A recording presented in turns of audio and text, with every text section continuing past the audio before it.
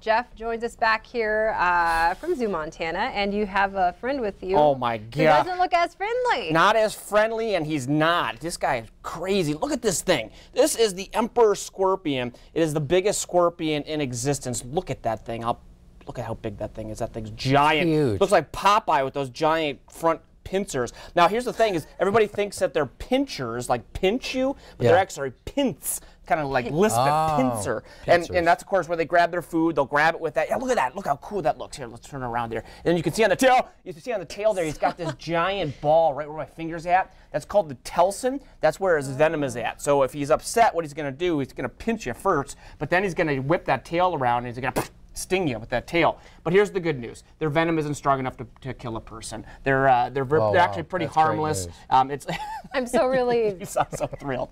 Yeah, so relieved. You want to hold it? No, I don't want to hold it. Thank you. But in all honesty, as big and crazy, as mean looking as they are, they're pretty harmless. It does hurt when you get stung by them, and their pinchers can pinch you pretty good. But it's nothing that's gonna send you to the hospital. So yeah, I mean, I'm impressed that you're handling him right now. What would threaten him right now to where he would use his pincers? So if I was rough with him, obviously he'd be upset. You know, I'm a gentle soul, so he's not too aggressive. But if you get aggressive with him, he's going to get aggressive with you. That's the biggest thing we always tell people with handling these big scorpions is, as long as he's not threatened, he's got no reason to hurt you. And you see that with these guys. We do have 2 others at the zoo that we just got in that are a little bit more aggressive for whatever reason. I don't know what their history is, but we're working them, and they are slowly but surely calming down. This is definitely the best of the 3 that we have. But what a cool animal they have.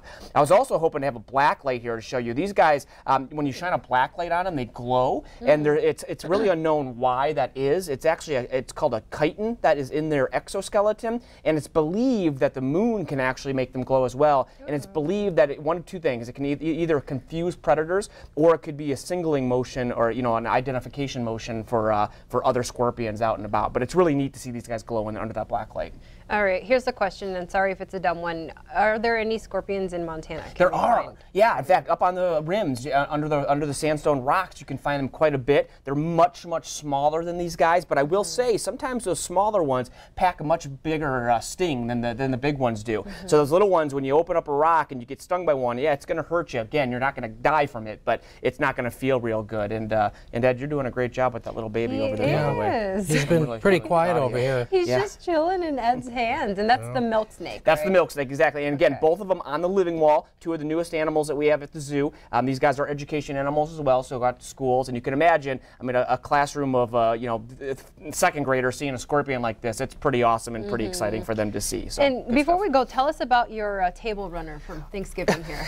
Yeah, at Jeff the Nature's Guy's house, we have weird table runners. Well, I wanted to show the difference. Like, this is actually from an anaconda, this skin I'm holding up here, and just the difference in the size of some of these reptiles is just remarkable. And then this is actually from a rattlesnake found in Montana. So again, you can see just the difference in sizes of these animals. It's just striking. And even here in Montana, the size difference of some of our reptiles are just striking. I just love it. Just love it. You say the word striking as the scorpion keeps running around. And running towards her.